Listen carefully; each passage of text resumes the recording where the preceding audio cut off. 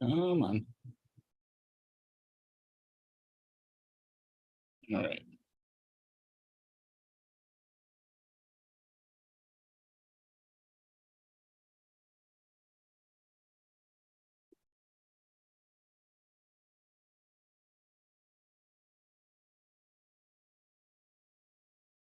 Okay, so as we were talking about this last Tuesday, we started in on emotional intelligence, kind of gave a quick introduction of what it is, and then I had you go do that self-assessment, as I said earlier.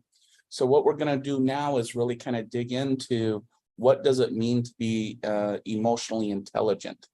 And again, I do have to warn everybody because there's two kind of camps on the emotional intelligence end. There's people who study, for example, business leaders and those types of individuals. And then there's, of course, psychologists. And in the business world, they kind of say, well, emotional intelligence really is not that important. You can't be emotional in the cold boardrooms, as you would say. And I just want to bring this up. The issue with that literature is they're not actually measuring emotional intelligence. They're measuring emotional reactivity. So whenever you hear something about, oh, emotional intelligence, and especially the business world, make sure you look at how they're defining it.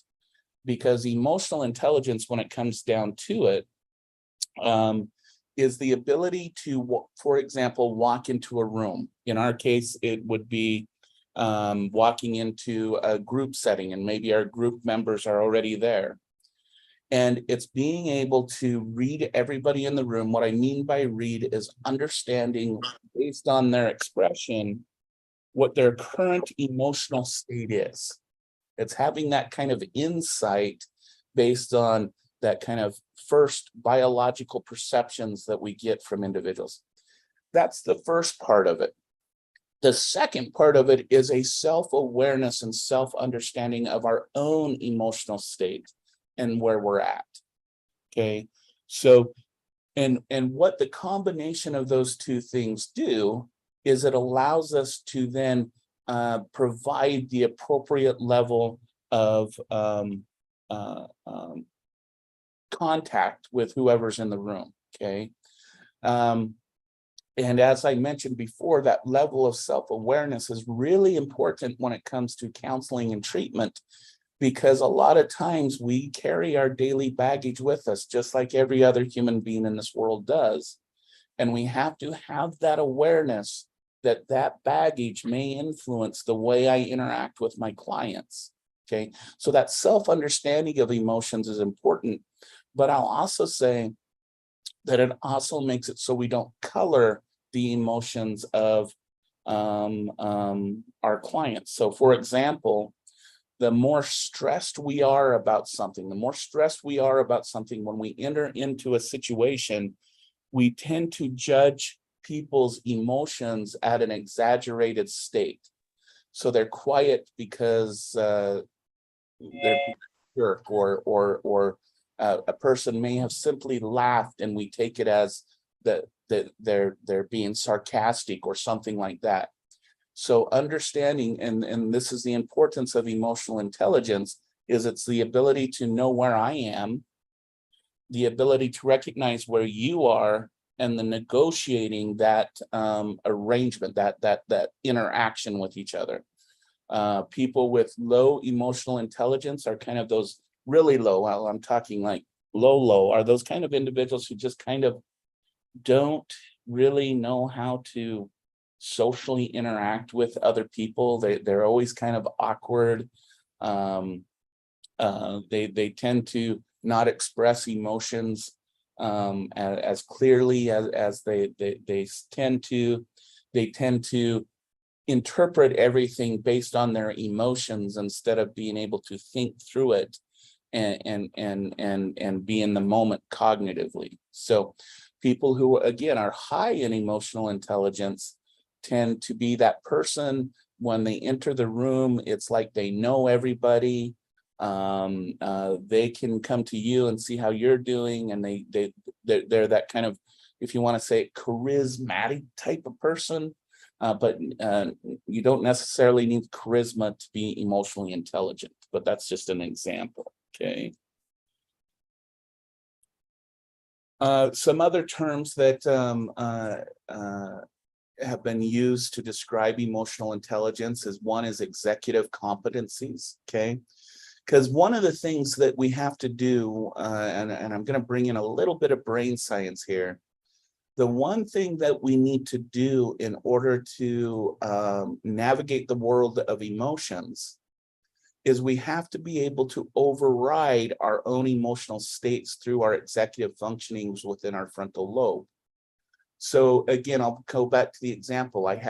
Let's say I had a really bad day. I'm in an argument with my partner. We have bills up the wahoo that are due. And I'm about to go conduct a group, okay? Executive competency is that ability to kind of use the frontal cortical area of your brain and shut down those emotions that you're feeling because they're not going to be helpful in the situation you're about to go into, okay? And so that's what's meant kind of by executive competencies. The second thing that it's known for is interpersonal communication.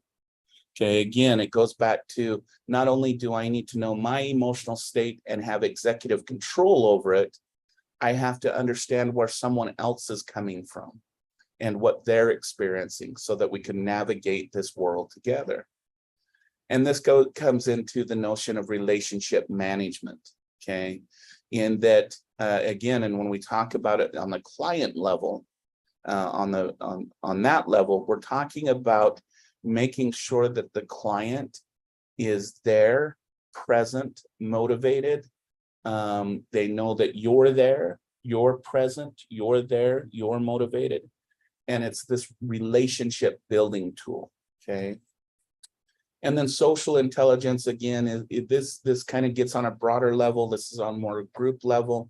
It's the ability to walk into a group setting and not only recognize the emotions of each individual in the room, but also knowing how those emotions are going to interact with each other. So if you have a group member that had a really bad day and a group member that had a super awesome day, and they're both emotionally expressing it, there's going to be competition for that emotional space. And so as a group facilitator, you'll need to know how to navigate those conflicts. And then, of course, leadership development, and again, using the literature that we have now. We find that, you know, if you want a leadership role or something like that, being high in emotional intelligence is a good thing. Now, I'm bringing this up because it's something that is trainable, just like regular intelligence.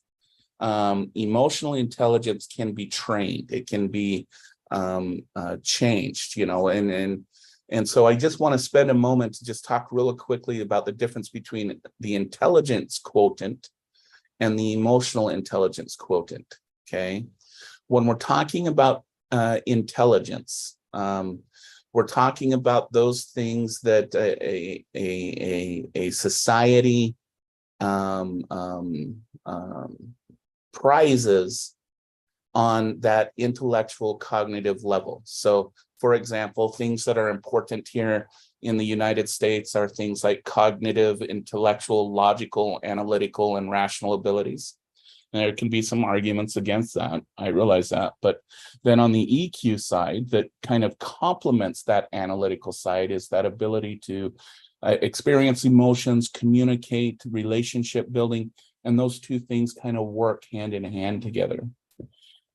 Personal information, or what we call bank memory and vocabulary, is important. And then on the emotional, that kind of complements that is grasping one's own as well as others' wants and needs. And then the last thing is gauges how well one acquires and organizes new knowledge. And again, the complement to that on the emotional intelligence side is gauges how well one copes with environmental demands and pressures. Okay. And this is kind of a relationship that these have. And if we look at these two kind of work with each other, these two work with each other, and these two work back and forth. And again, as I said, all of these are what we call trainable traits that we'll look at. Okay. If we look at a model of emotional intelligence on competencies versus, so we're looking at people who are high achievers. Okay, they do two things. They have a recognition area, and then they have the ability to regulate their emotions based on that recognition. Okay. So again, we need to talk about personal competencies and social competencies. Personal competencies are those things that you do to regulate yourself. Social competence is what you do to regulate a social relationship. And again, both of these work hand in hand at the same time. So people who are high achievers, those who are highly successful, on the personal competency, when it comes to recognition, they have a high level of self-awareness. Okay, again, self-awareness being defined as knowing what thoughts are going through your head and being honest with them, what emotions you're experiencing and being honest with them, recognizing that you're a separate entity from what's going on, but you're also part of it. And it's all that self-awareness that we've been talking about this entire semester so far. And then on the social competency, it's the social awareness. It's about going into the group setting in this example and being able to see where everybody is emotionally and being able to appropriately interact with those individuals. Okay. Once we have a good level of self-awareness and a good level of social awareness, then we go into the kind of regulation mode. So I need to, based on my self-awareness, need to do some self-management. So the example I gave earlier about being in an argument with a partner, bills due and stuff like that, the self-management aspect of that is keeping my emotions in check and being there and not letting those thoughts of the turmoils that I'm going through enter my mind while I'm in the group setting. Okay. And I will say that this is definitely one of the harder skills to learn, is being completely present during the whole entire group setting. I will admit there's been times that I've drifted off and had to bring myself back into the situation. So this is one of those kind of harder skills to really do. Okay. Social awareness then also goes into regulation of the relationship management aspect, being able to go in and deal with individuals who some have probably had really crappy weeks, some have had really good weeks, some are in between, and being able to manage all of those emotions in the room. Okay. So these are kind of, again, the step is awareness of self, awareness of others, being able to manage myself, being able to manage others. Okay.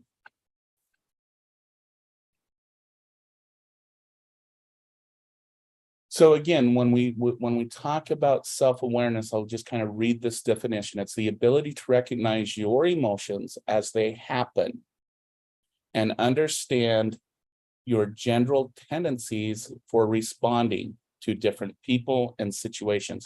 So there's two components to this. So I'll kind of put it in here in brackets. This is the second one. The first one is the ability to recognize your emotions. And this could be a tricky one. If you remember, if we go back to humanistic theory, to really be completely self-aware, we have to make sure that everything in our life is kind of aligned and taken care of.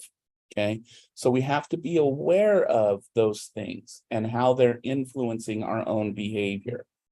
Okay, and then to use that, understand your general tendencies for responding to different people and situations based on your awareness of where you're at, okay?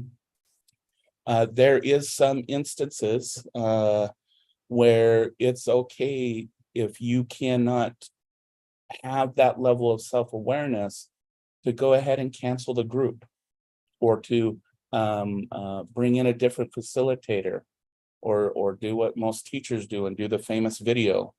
But it's important to have those tools in a toolbox somewhere, where if you know that you're at an emotional state where you're not going to be able to interact well with other people, you have other tools like a video or a co-facilitator that can come in, or but again, in some cases it may also include ending a session early. So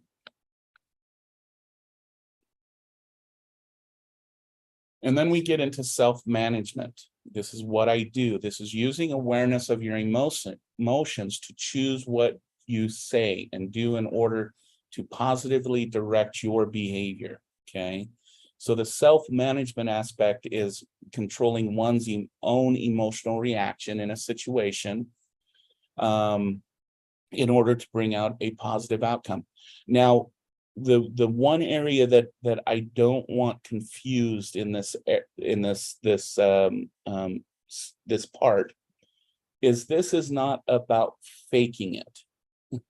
A lot of times you kind of read this idea of self-management, and it's about being able to control yourself from crying, control yourself from having certain emotions and having that level of control. While there is some level of control over them, it's more about understanding where you're at and how this may impact the relationship you're having right at that moment, okay? And making sure that it doesn't, you have to acknowledge your emotional state, but you don't need to let that emotional state interfere with the relationship development that you're going through. All right, then we have social awareness. This is understanding where other person is coming from, whether you agree or not.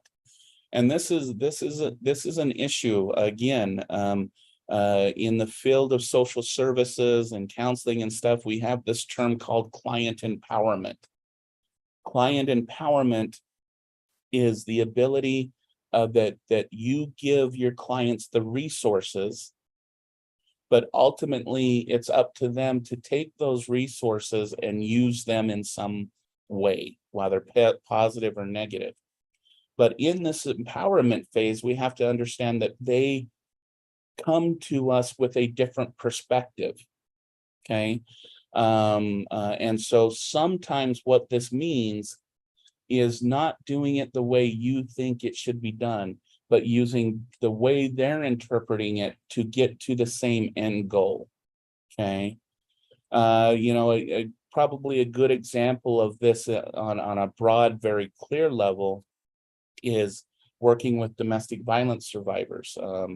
As some of you may know, it takes on average about 7 to 9 times leaving a domestic violence relationship to actually leave in a long-term way, in a healthy way for the individual, okay? And your logic in your mind may be, well, just leave them now, get out, be done with it. But in their mind, they have to go through a process. They have to go through each case, each individual has their own thing that they're going through, and it may take them time to come to it. Sometimes this might be an emotional thing. This might be because of the attachment the survivor has with their offender. And sometimes it may be very practical reasons, such as a house, income,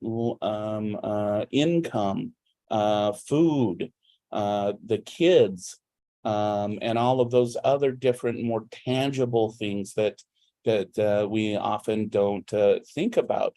We often just think that the survivor just must not have the willpower, quote unquote, to get out of their situation, when in reality it may be a whole list of both practical and psychological reasons.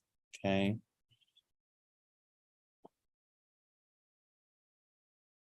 And then we have social competence, which is the relationship management. This is using awareness of others' emotions to choose what you say or do in order to have a positively directed behavior.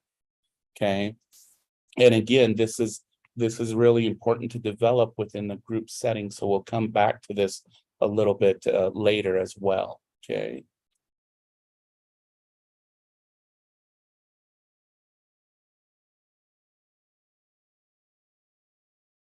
So again, what are the things that we want to develop? So we've looked at these. What are some of the things that we need to do in order to build each of these areas of self-awareness, social awareness, self-management, and relationship management?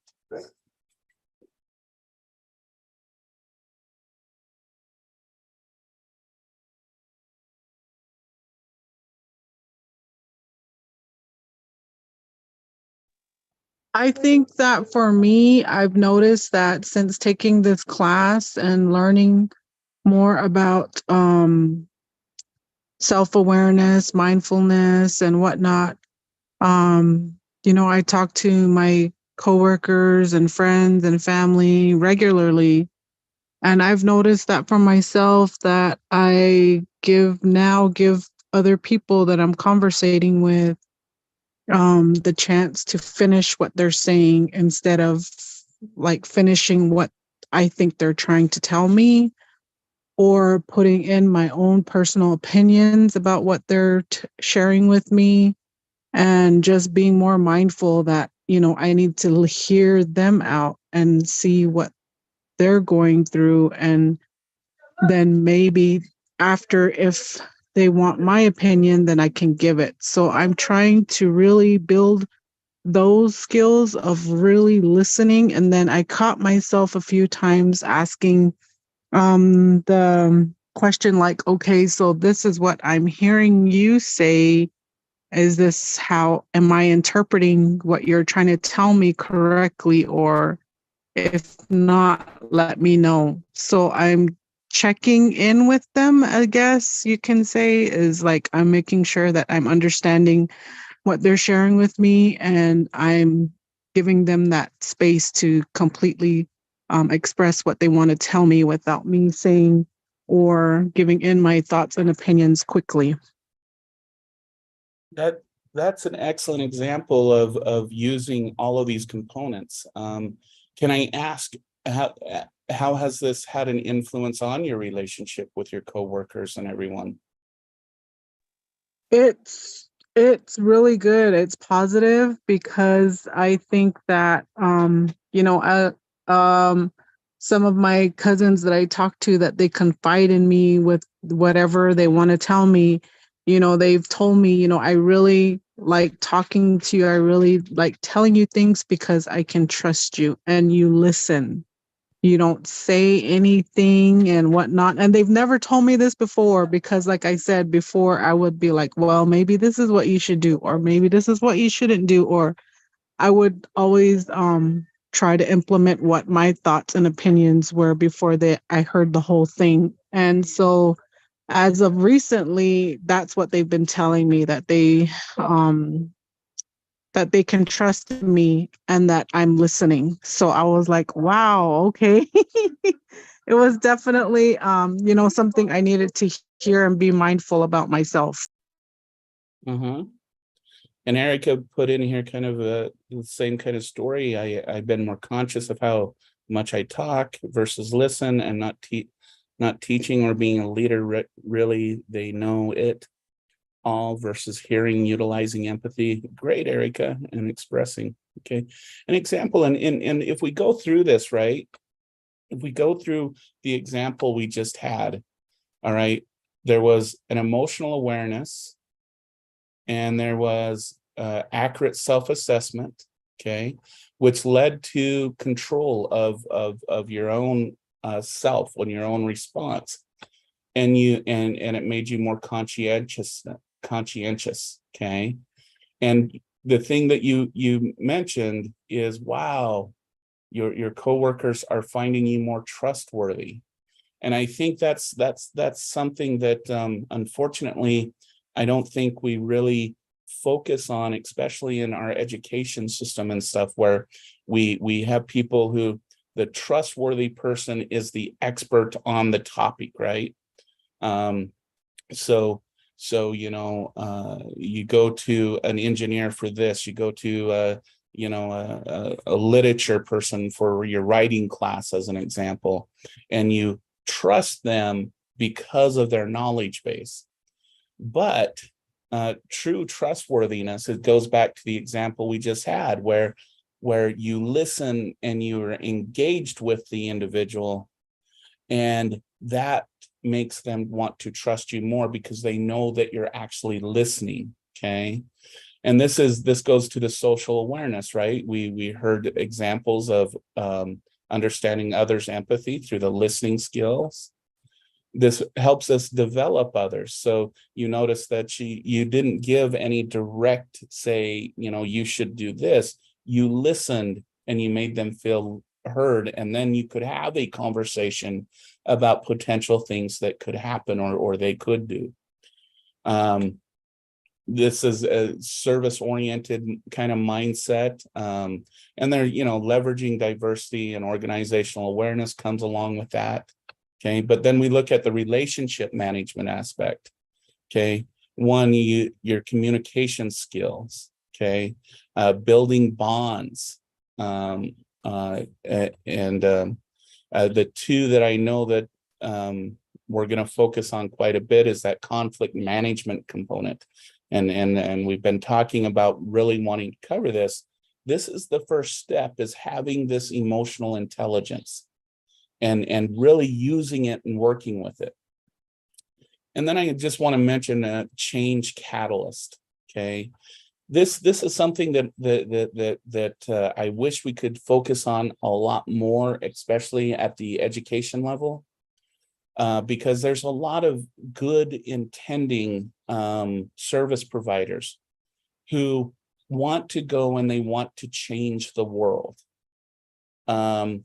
And unfortunately, these are the individuals that end up leaving the field within 4 to 6 years because they're so burnt out and they're so frustrated with the little change that they quote unquote they made.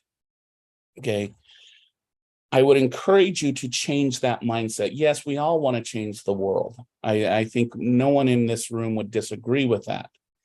But the aspect that we have to change in our conversation is that we can't change anyone. We can only seed the opportunity for someone to change. I'm going to say that one more time. We cannot change anyone. The only thing we can do is seed or be a catalyst for someone to change if they so choose to. Okay. And I will tell you, if you change that mindset, if you change that thought process, you'll have a much more enjoyable career because you'll know where your role is in helping people. There was something when I did work in the prison system, I always said the first time they're in, it's on me, because they may have never built the tools to be successful. They may have never been in a place where they could think differently, all those kinds of things. Okay. And so I always said the first time's on me, the second time is on them. So if they recidivized, it was okay. It's on you now. That you had the seeds, you had the catalyst to change. You chose not to. So, now we have to look at this at a different level. But you can't do either one of those things if you didn't start with those individuals, because a lot of times they'll come back, and if you haven't established a relationship with them already that are based on these things, you're not going to be able to get them to do that self-recognition of, well, maybe this next time I need to try this or that or whatever it may be. Okay. And then, of course, all these are skills that we want to develop our collaboration and cooperation skills. In the group setting, this might be with a co-facilitator, but it's also in collaboration with your group, and working with each of the group members on a collective end, right? And then, of course, when we use good emotional intelligence, we definitely influence more. We tend to be in more of a leadership role, and people will come and look at us, as was mentioned earlier, with that wonderful example. Okay. So this is just kind of some examples of emotional intelligence. Is, hi Mary, no more changes. I don't think so. She's going to make changes. I'm going to make changes. Mary, you're made changes. I know, but it's better. Okay. Learning to deal with emotions with logic. Okay. And Raquel, you have your hand up. Oh yeah. I really like that concept that we're focusing on the facilitators recognition of social emotional competence. But that also allows us to recognize that in the clients that we see, and you brought up, changing our mindset to for them to recognize that they are capable of change. And if they don't understand that they are socially or emotionally competent, or if they have a strength in another place, just helping them recognize that within themselves, whatever you're trying to teach them and understand about them and help them understand about themselves. I think that's a really important thing to embrace to by learning the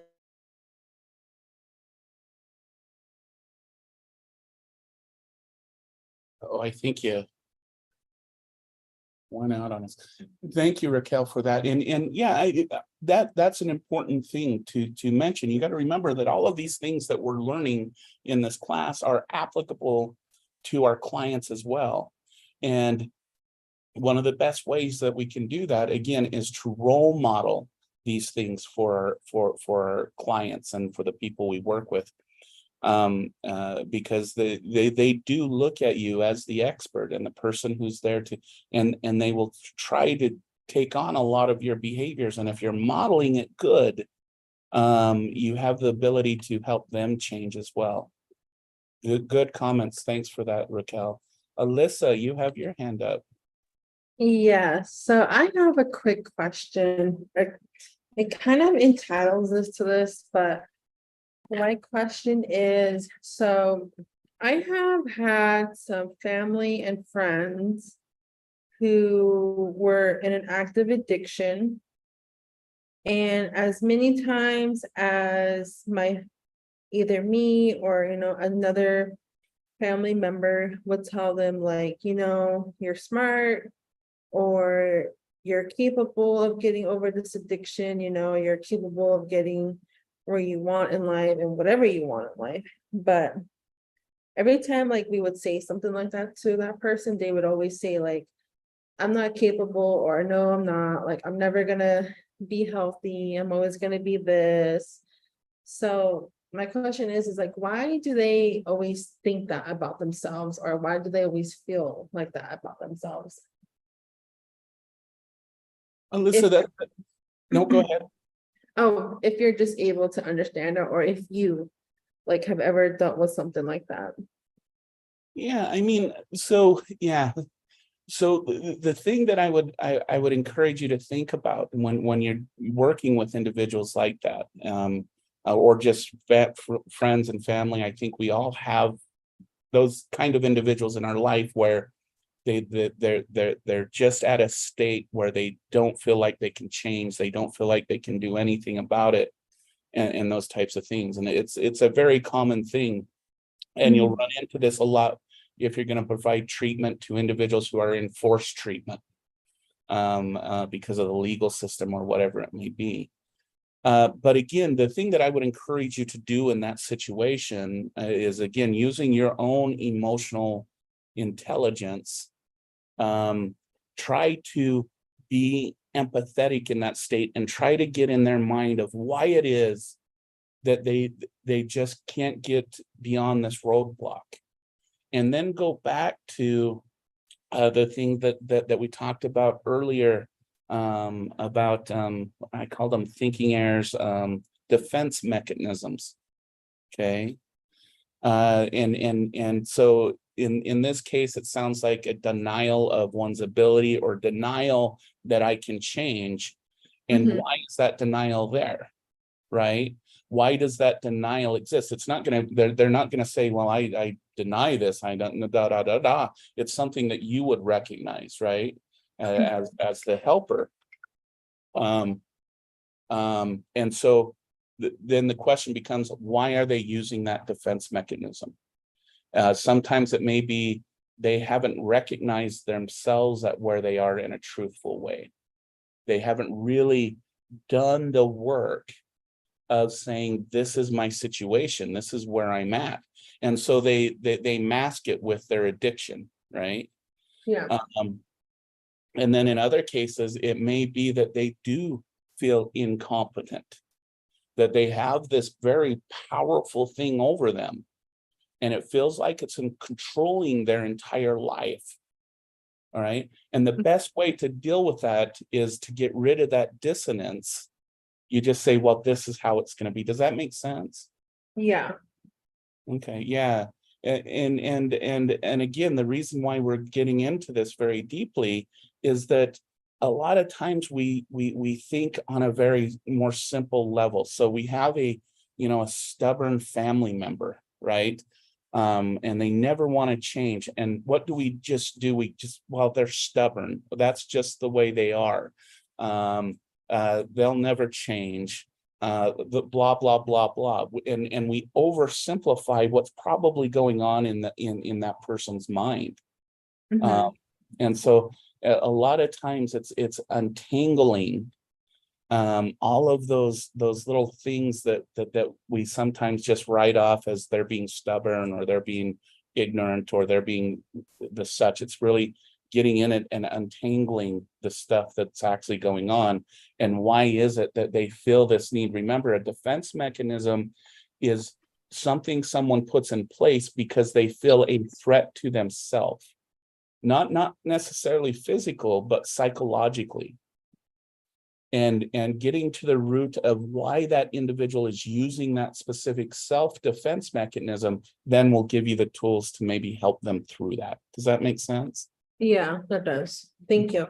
You're welcome. Thank you for the question. Mhm. Very good questions and comments. Thank you, everyone.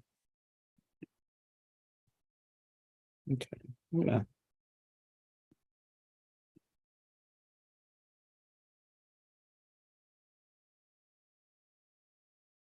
Okay, and this might just be the summary of these things we've been. Oh no, it's not. I'm going to go back here. I just want to bring this up again, and I think you all get it, that this is a very important concept. But what do we know about people who spend time working on their emotional intelligence? What happens? Because it goes well beyond just the emotional and social relationships that we see with people. We tend to see that they have better living in life. Their satisfaction in life goes up. Their work productivity is higher, and that they actually like their work more. When we're totally engaged in something, the dopamine areas of the brain open up, and that makes us more susceptible to learning. And of course, improves our social interactions with self and others. Okay. And this kind of bar kind of model also emphasizes what happens when we work. Ready for Phil to get me. Yeah. I was supposed to be gone a long time ago. Oh, shit.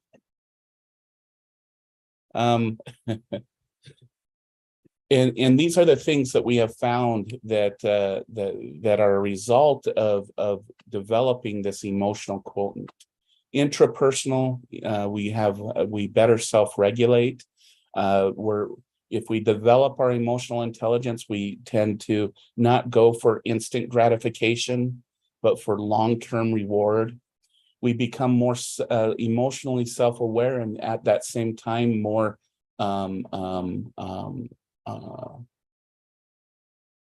more emotionally regulated, more stable in that area. We tend that people start to become more assertive, and assertiveness not in the bad way. Assertiveness is people, you're less likely to have individuals take advantage of you, because if you have intrapersonal intelligence about yourself, people can't take advantage of you because they can't use your emotional state and your behavioral state against you. And that's usually what people do when they want to take advantage of someone. So that, you think of a typical example of I'll go back to the domestic violence. If the offender is making the person feel like they're not worthy, that they're stupid, they're worthless, and all of these things, that offender is the one who has control over that individual and that individual's emotional and psychological state. Okay. But again, going back to the example, these are things, I can't remember who said it. Was it Erica? One of you said it, that these are things that we should be building in our clients as well. As while we're developing it, we should also be developing it in our clients, because the more emotional intelligence we have, the less likely we're being able to be taken advantage of, and the more assertive we are in situations that one might be taken advantage of. When we look at interpersonal EQ, we know that people's empathy increases, social responsibility increases, and interpersonal relationships improve. Interpersonal, romantic, family relationships, friend relationships, co-workers all come into that category. And that was given in a wonderful example earlier about listening. Okay. I want to come back up here with empathy, because we often talk about empathy as being something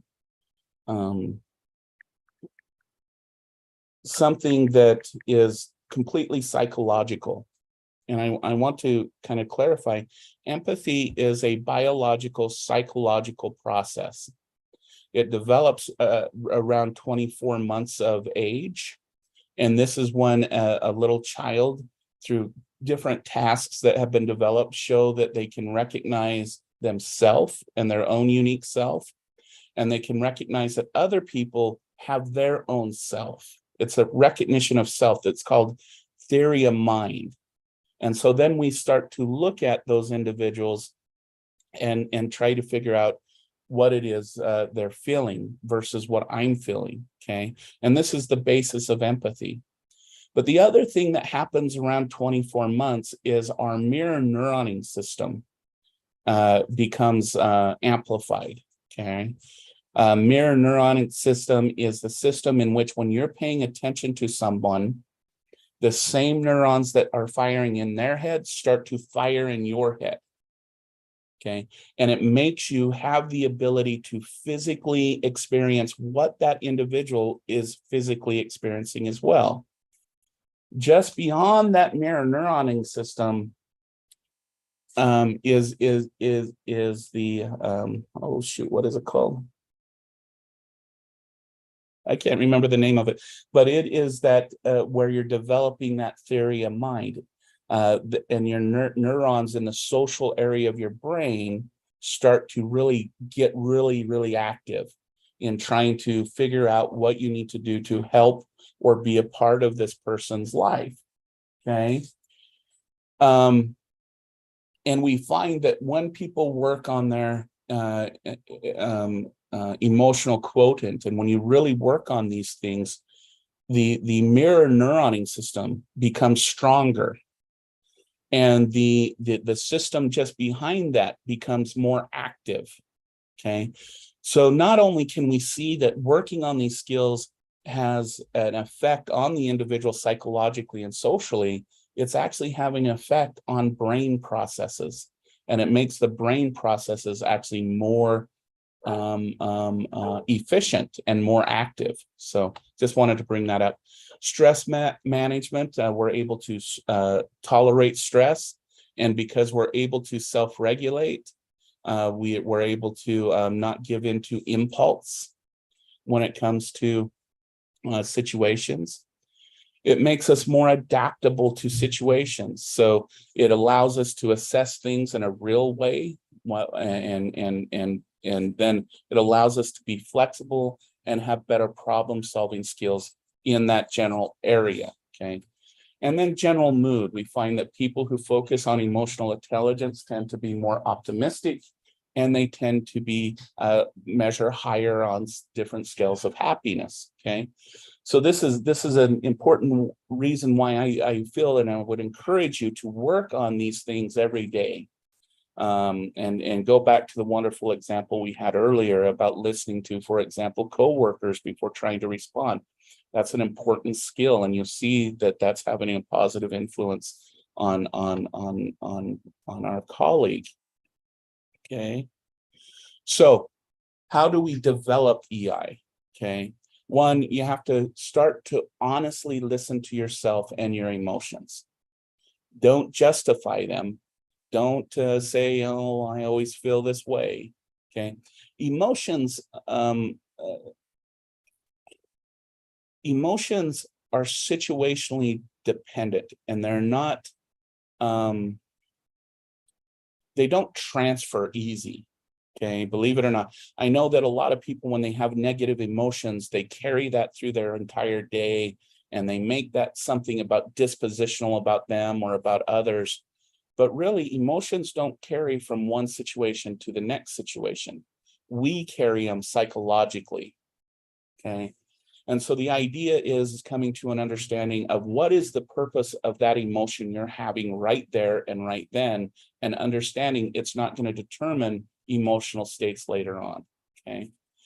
Identify and classify emotions appropriately. Again, going back to the domestic violence example, for individuals who end up getting in and out of domestic violence relationships, sometimes, not all the time, sometimes it's because they have the emotions of love and pain mixed up because of their early childhood experiences. Because in early childhood, what's supposed to represent love, mom is. So that's our archetype for what love is. They're supposed to be nurturing, caring, understanding, blah, blah, blah, blah, blah, blah, all that sensitive, emotional stuff. And they're the archetype with that. We're born pre-programmed for us to think of mothers in that way. Well, if we have a mother then that yells at us all the time, hits us all the time, ignores us when doesn't want anything to do with us, is always angry, is always this, we tend to mix up the emotion of love with the experienced emotion of love. So what happens is love then equals pain, and pain equals love. Okay. And so then again, when they get into their adult life, especially if their life stayed miserable and abusive, they tend to be influenced by individuals who will create pain in their life instead of love, because that's how they've defined it. And again, emotions are happening in the amygdala area of the brain. They're happening largely unconscious, and we often don't know why we're experiencing them. But then again, going back to my example, a lot of times we would come with this agreement: if you want to get in relationships, you have to get in relationships with people you're not comfortable with, that you totally may not have seen as attractive. Okay. And I'll tell you, with the individuals that I've worked with, many of them ended up in very long-term healthy relationships, but they admitted it took them a year or two to actually develop and understand the emotions that they were having were authentic ones of love. Okay. So again, this is an important, because it requires us to do some self-reflection. And really ask ourselves, why am I attracted to this person, or why is this person making me feel icky, those kinds of things, and being able to properly identify and classify emotions.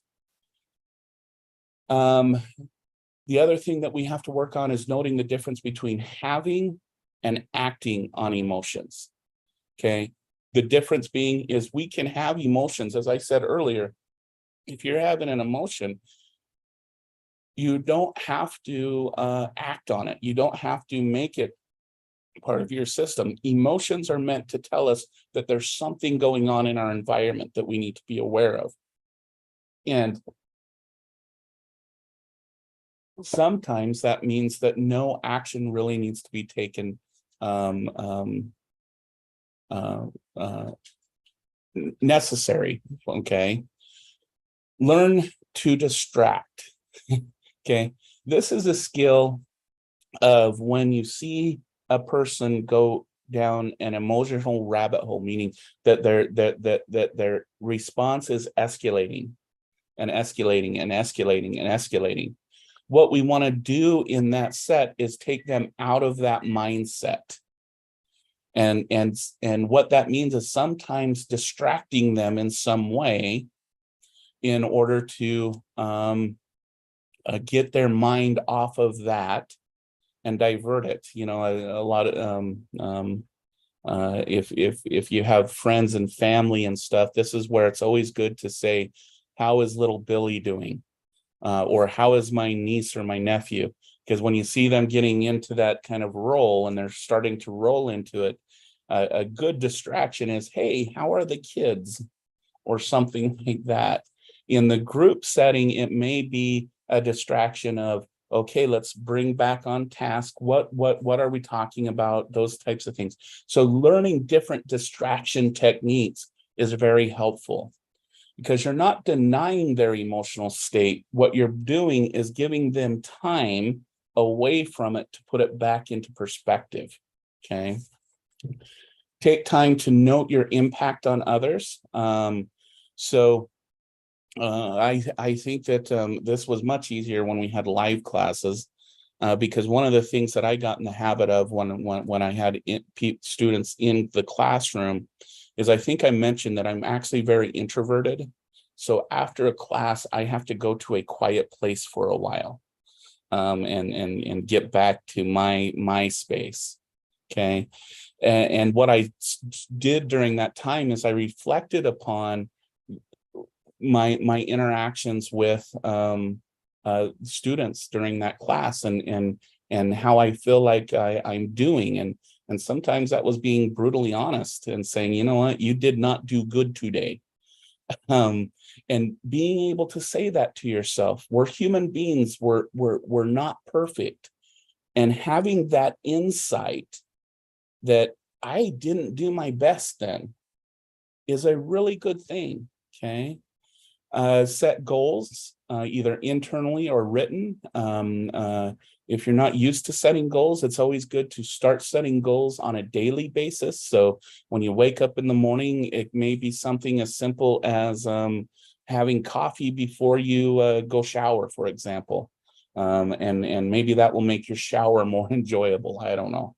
But when we're looking at setting goals, don't think of this as setting the big goals, okay, of owning your own private practice and changing the world for the better.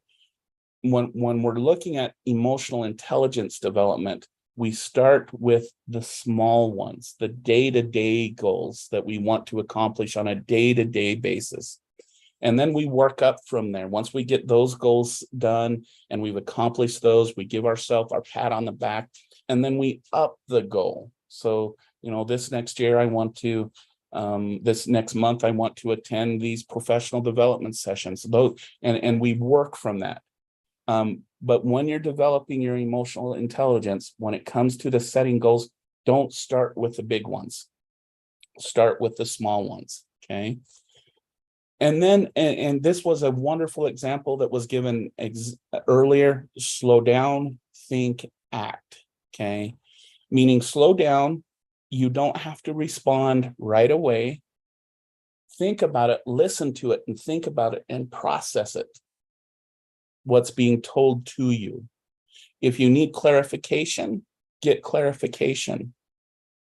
And then act upon it. Okay. Not everything needs an immediate solution. Unless a car is barreling at you at 80 miles an hour, most situations allow us to slow down, think, and then act. Okay.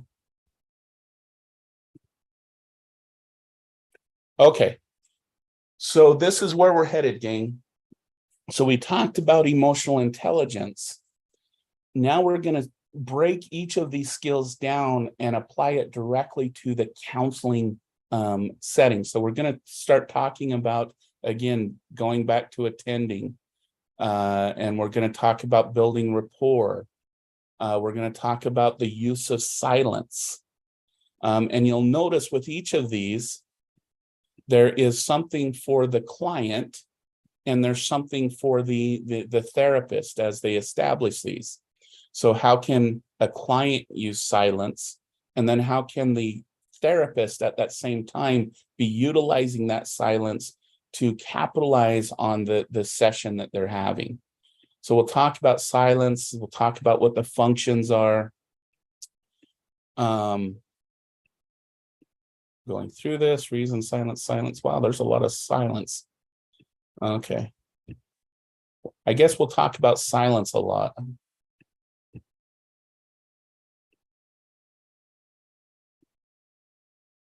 Okay, and then we'll talk about body language and different, again, this is being self-aware of yourself and where you are physically in space and time, and how to start practicing body language that makes your client feel like, one, you're there, and two, you're a safe person to be with. All right, and then we'll talk about empathy. We'll go back to rapport as it relates to empathy. So that's kind of a preview of where we're going. I'm going to stop recording